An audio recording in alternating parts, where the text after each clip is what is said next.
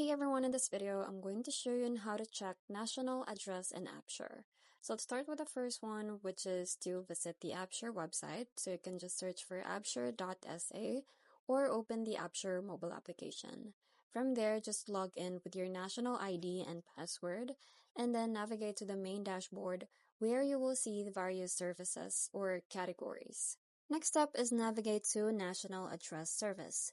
So from the My Service page, look for the National Address option among the service cards. So from there, you will also see other services like Civil Affairs, Passport, and Traffic.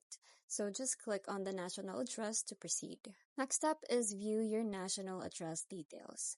So your complete national address information will be displayed including the city, district, street name, building number, postal code, and additional number.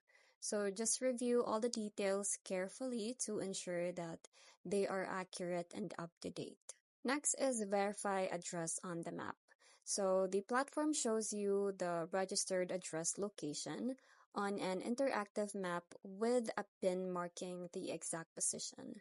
So you can verify the accuracy by comparing it with your actual location. Then you can also use the print address or share address button as needed. Lastly is download the National Address Certificate. So you can download an official National Address Certificate as a PDF document.